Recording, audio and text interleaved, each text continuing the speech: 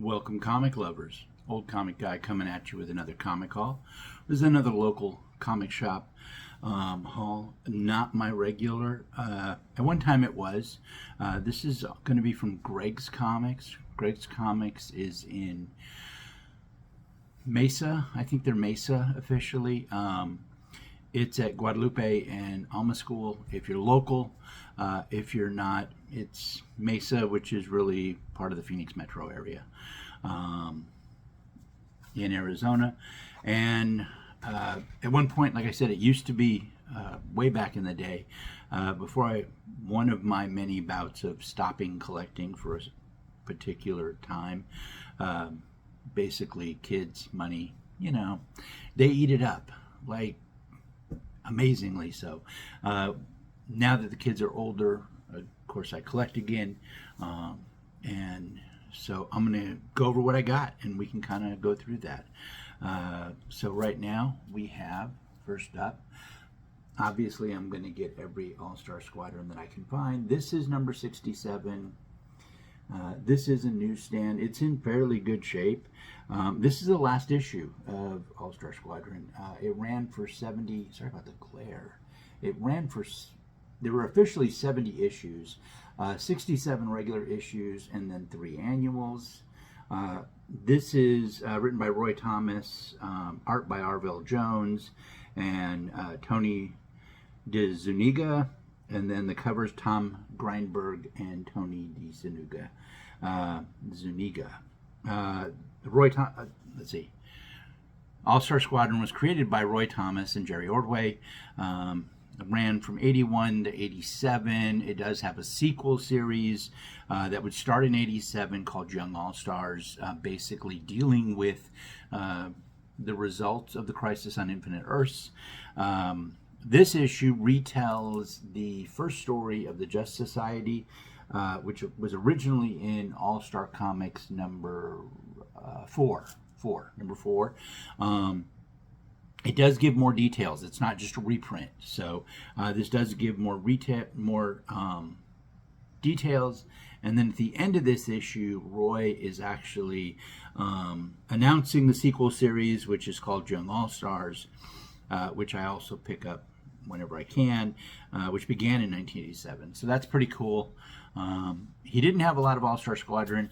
Again, I was a regular there for many years back when my kids were, before all of my kids were even born, and when I was collecting, and so I probably bought all that he had at that point, and it's just whatever he's gotten in collections. Since then, I don't think anybody actively goes out and buys these as a dealer because they're just not expensive books. Barring the few keys, but when we say expensive there, we're still only talking, $20 or something. We're really not talking a lot of money. It's not like you're going after, I don't know, the first Avengers or first Fantastic Four or something like that, right? That's at least, and notice I didn't say something like Amazing Fantasy and stuff, because those are just more realistic keys that you're going to be able to move quickly. Speaking of Avengers, I did pick up Avengers 109. Pretty awesome cover. So this one is 1972 is when this came out. The writer is Steve Englehart. The art is Don Heck and Frank McLaughlin. The cover's John Buscema, John Virportin. I think I'm pronouncing that right. And then Gasper Saladino. The editor of this is Roy Thomas, so that's kind of interesting. They would relate. Hawkeye quits the Avengers at the end of this issue. Captain America isn't in this issue. Now, Vision is, so that could have been supposed to be Vision, and then just in either the artist, the inker, somebody messed up. That would be my guess. Often that's the case with these old ones. It was like, oh yeah, this is who, and then they're really not even in the issue. This is the first appearance of Mr. Champion, who makes other appearances, Avengers, and other Marvel books. But this is his first appearance, so pretty cool. And then, now we'll see if we can make sense of all this. Comics are confusing. Okay, I said it, they are. The numbering system, the changing a title, keeping the numbers, all of this stuff gets confusing. Okay, I said it. Let's get confused. All right.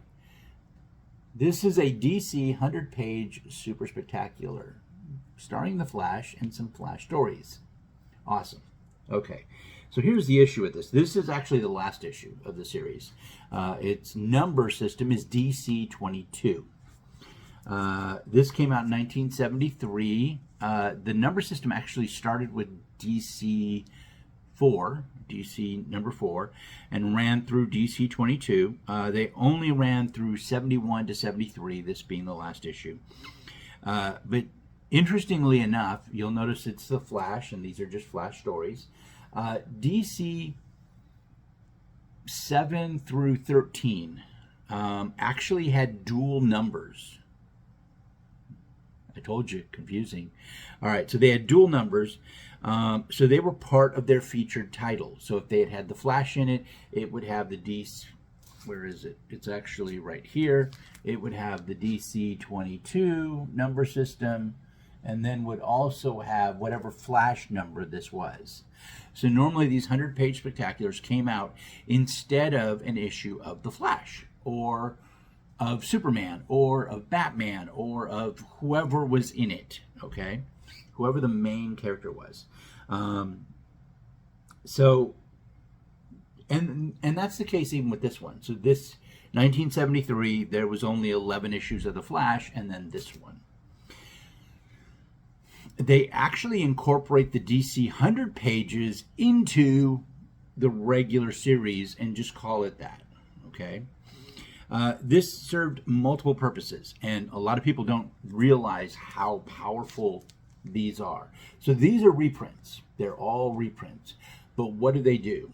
They actually give you, they extend your copyright on existing characters. Keep that in mind. The character Quicksilver exists in Marvel because the copyright didn't get renewed for the Quality characters after Quality went out of business. Max Mercury from DC is actually the first Quicksilver.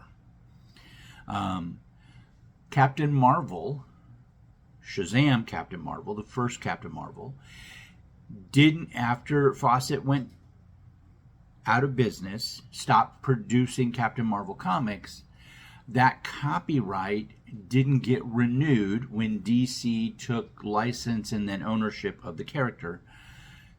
Marvel created the Captain Marvel character to take ownership, and they did. So you really need to keep some reprints happening. They don't really do that so much anymore, and I believe that there's a lot of characters that, if they're not careful, are going to fall off that radar. So what does this have in it? So let me kind of run down. So it has 5 stories. Silver Age Flash story, Secret of the 3 Super Weapons from Flash 135. That's a John Broome and Carmen Infantino cover story. There's also another Silver Age Flash, also John Broome and Carmine Infantino from Flash 134. And that one is The Man Who Mastered Absolute Zero. And that's the, Captain Cold one right there that they're picturing. There is a, there's an Elongated Man story in here. The Riddle of the Sleepy Time Taxi, that's actually from Detective Comics number 359, Gardner Fox and Murphy Anderson. Gardner Fox, I'm going to come back to him for a moment, because he wrote everything. I don't know if you guys, maybe I won't come back to it. Do you guys know how much he wrote? Seriously, there's an article that I read that Roy was, after Gardner had passed, when was that, 98? 98. I think it was 98. Don't quote me on the year that he passed. Anyway, he looked up to Gardner Fox. I don't know if anybody knows this. So anyway, he thought very highly of him and of his work. In that, Gardner Fox makes the comment, and I think because Roy had done the research, Roy was the historian, or is the historian as far as comics are concerned. Read the Ultra Ego, Tomorrow, any of the Tomorrow Publishing stuff. Over 4,000 comic stories in his career, spanning decades, like up into, from the 40s, from the beginning, right? He was a lawyer. Like he was a practicing law lawyer when he came into comics. And he wrote science fiction novels. He wrote not regular novels, fantasy. He wrote so many stories. Not just stories, though. He wrote those stories, and then in comics, not just those other things, he wrote over 4,000, I think it's like over 4,100, and I don't remember the exact number. Maybe I'll find it, but that's huge. Like, I can't think of a writer that's written that many stories. It would be interesting to see, like, how many people come close or how many people pass him. I don't know. I don't know that there's a list somewhere of how much each writer, how many stories each comic stories each comic writer has written. But that would be pretty amazing. That could be a pretty cool research project. Anyway, so Gardner Fox wrote a lot. And he wrote the Elongated Man story that's in here. That's a reprint from Detective 359. There is a Golden Age Flash story, also Gardner Fox. There's a surprise. And that's the campaign against the Flash, and it's from All Flash number 13. It's Gardner Fox, and then the art is Everett E. Hibbard. I'm not quite sure if I'm pronouncing that right, but Everett, I knew I wasn't. Everett E. Hibbard. That's right. And then there's a Johnny Quick story. Interestingly enough, the Johnny Quick story, and it's not on the cover, sadly, is Slowpoke Crimes from Adventure 129. And Mort Meskin is the artist, but actually they don't list the writer. Even in the Adventures 129, they don't list the writer. But considering the time frame and who was writing Adventure Comics at the time, so Bill Finger was writing Adventure Comics at the time. Mort Messenger was writing for DC, was an editor for DC at the time, and he was the creator of Johnny Quick. So it's either Mort Weisinger or Bill Finger, both phenomenal creators in any right. So pretty cool. DC 100-page super spectacular. Pretty awesome. They're the thick bound books. They usually hold up fairly well. And this one's okay. I mean, it's some dirt and stuff like that, and there's looks like a bend on the cover, but still awesome books. And fun reads, and you get like 5 stories, right? So it was a great read. And this one was, how much was this one? This one was biggest bargain in comics, still 50 cents, right? That's pretty cool. 73, 50 cents. I don't know. You could get a few comics for that, but you wouldn't get 5 stories for 50 cents. So keep that in mind. I don't think anybody, well, some of you might have been buying comics, and I know I do have some subscribers that are actually in my age group. So we were buying in 70s, or we might have been. So this is Flash, number 211. This is from 1971.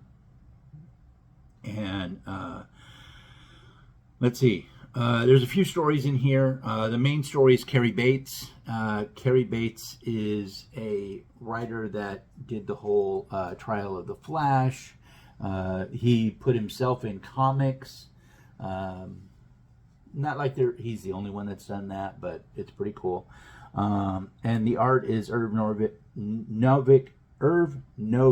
and Dick Giordano. And they did the cover also, which is pretty cool. Let's see. There's a Kid Flash story written by Steve Skeets, art's Dick Dillon, and then there's a Golden Age Flash, which is the rival Flash story from Flash Comics number 104, near the end of the Golden Age Flash's reign, or in the title. Robert Kanigher, Carmen Infantino, and it's reprinting the first appearance of Rival, which is the Golden Age Reverse Flash. So pretty cool. I picked that up. And then, oh wait, then they've gone to this. So this is 74, right after the 100-page Super Spectacular, the year after. They went to 100 pages in the comics. So Batman, Superman, etc. Flash, obviously, and with a bunch of stories. And this one is number 229. Covers Nick Cardy. The story on this story with both the Flashes was written by Cary Bates, Irv Novick, and Frank McLaughlin. That's not a reprint. So there was one story that was not a reprint, and that's it. And then the rest of them are reprints. So the Johnny Quick story is a reprint from Adventure Comics 117, and that's Mort Meskin as the art, and Bill Finger, that specifically is listed as Bill Finger as the, there's the Johnny Quick story, as the writer. There's another Golden Age Flash story, which is a reprint from All Flash number 331. Robert Kanigher, Carmen Infantino, and Frank Giacoia. And then that's that one. What's that one? And then the Green Lantern story here is a reprint from Volume 2 of the Green Lantern series, number 29. That's John Broome, Gil Kane, and Sid Green. And that reprints the first Black Hand appearance. And I mentioned Cary Bates has written himself into comics. Gil Kane actually did exactly the same thing in that one. He breaks the fourth wall, appearing as himself. So that's kind of cool. And then the Silver Age Flash story right there, reprinting from Flash 145, written by Gardner Fox and Carmen Infantino and Joe Giella. I got to say Carmen too, right? Like, genuinely, Carmen's done so much in comics. As an artist, not necessarily a writer, but I would be amazed to find out how much he's done. He's one of the golden ages that came around, that came through the Silver Age and was still producing into the past the Bronze Age. I would call it maybe Copper Age or something. Not to the Cover Age that we're in this weird state now. I also, something else that's kind of cool in here in the comics. So I open up my comics and stuff, and there was this, and I had never seen this kind of sheet for tracking the grade of a comic, and this was put in the first page. I would probably not have put it in the first page. I mean, if I'm going to put anything in a what year was it, 74, in a pre-80s book, it's going to be one of the things to help absorb some of the acids. But anyway, it doesn't tell me what they graded the book at. It just kind of gave price points. So if it's good, it would be $4.60. And then if it was, what is that, fine, $12.60. It's hard to do that upside down. Very fine, $29.60. And then it's weird that they just add that afterwards, but, and then near mint, $45. So pretty cool. I just thought that was a pretty interesting thing. I'd never seen one of those to grade. This is obviously back before slabbing books. Somebody probably made this and was grading comics for people. I think that's pretty cool. I think that is pretty neat. So anyway, pick that up, and then that neat find. And then, let's see, what else do we got? We have a Flash. It's the Whitman variant. Number 276. What does it mean it's a Whitman variant? Well, it means it's direct edition, right? This is a direct edition of Flash 276 from 1979. You'll notice it does not have a UPC here, so no barcode, so nobody can scan it like it would if it was at a newsstand. So pretty cool. The Whitman people are like, oh, they're reprints and they're this and they're that. This was not a reprint. This was published the same time the newsstands were. There were less of these. The direct editions got less until, it's kind of hard to say, but when they started doing this in the mid 70s, and not always Whitman, this one is Whitman, they were some publisher that was going to basically not return these. Newsstands could all be returned. So all of the newsstands that, did I have one real close? I don't know that I do. All of the newsstands, like magazines, if they didn't sell, the newsstand guy would bundle them together and send them back, and he would get reimbursed. He wasn't out any money. That's why newsstands, there were so many newsstands, because, and not all newsstands, but like like pharmacies would carry them, and just little places like that, because they'd come in, you'd sell it. If you didn't sell it, you could ship it back, and you didn't lose any money, so you only paid for what you sold, and then you got some of that money. So it was really a great deal. This one is by Cary Bates. The art is Alex Savuyak, and then Dick Giordano is the cover artist. And this is the issue after the death of Iris West, and that's why Flash is really, angry. So his wife has passed at this point. Whitman's are, and that is that those publishers are the first direct market publishers that all comic stores get now. They were, again, not returnable, just like comic stores are not returnable. And the deal was that they're taking a chance. If it doesn't sell, they're out. They lost the money. And genuinely, on something like this that is 40 cents, I want you to think about this for a minute. If you bought this, and you bought a bunch of these, right, and they didn't move, and you didn't move them in the first month, if you didn't move them in the first month, you're paying for your utilities, you're paying to rent the space you're at, you're paying for cooler, whatever temperature in your place of business. All of these things are being paid for to store it. So you're losing money as soon as you don't sell it in the first month. Maybe you could keep it up for 2 or 3 months, and that would eat up and be okay, depending upon where you were at. But after 3 months, you are losing money on this book because you paid for it. And of course, you didn't pay 40 cents. You bought a bulk of them. You paid whatever the dealer rate is. But anything you keep more than 3 months, you're losing money on. And that's just the reality of it.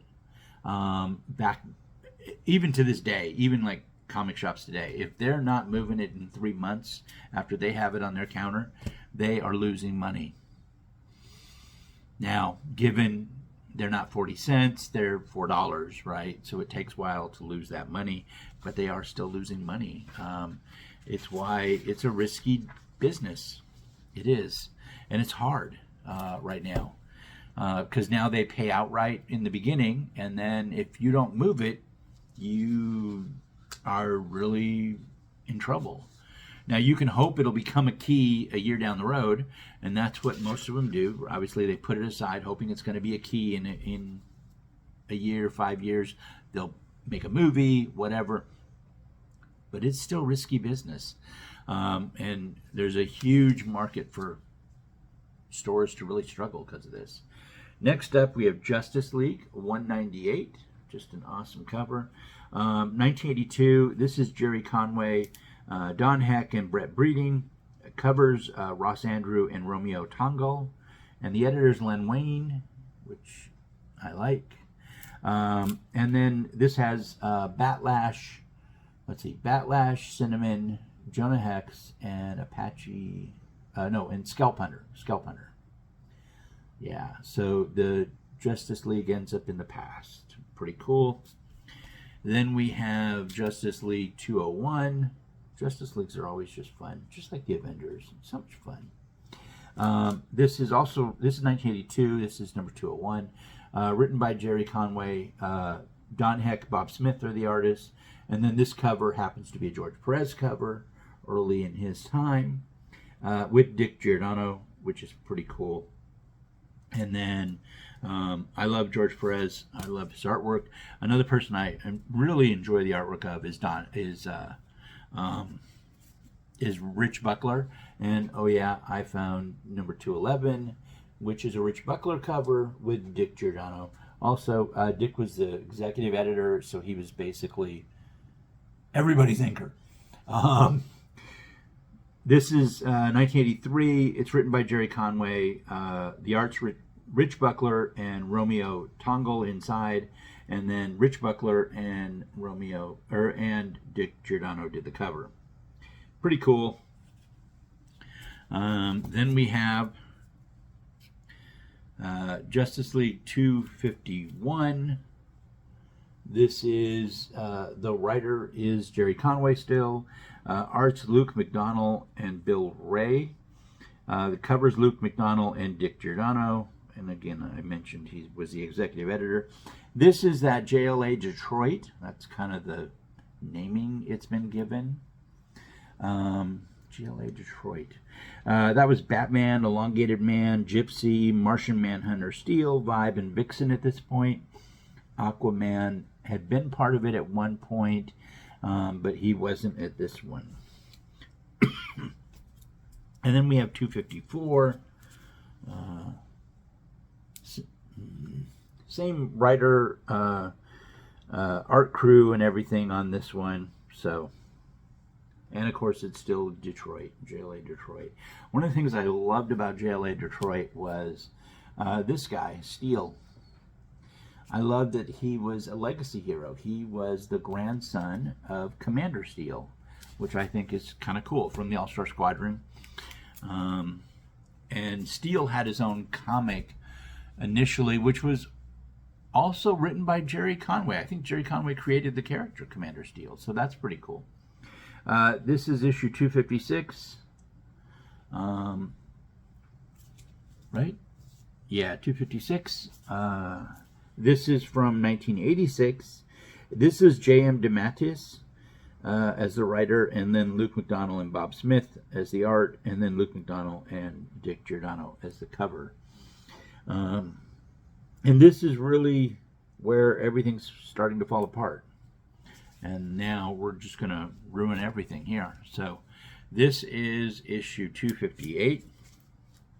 This is a Legends tie-in.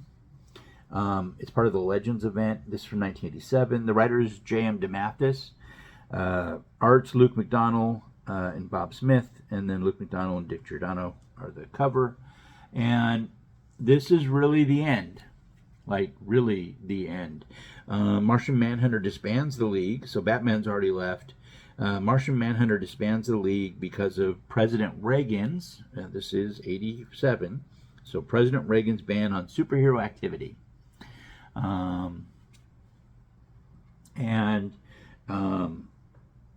So he disbands them, and then Vibe, actually this guy, is killed. Vibe is killed by one of Professor Ivo's androids. So yeah, pretty sucky. But they basically take out all of them at that point. Throughout the Legends thing, it kind of ends them.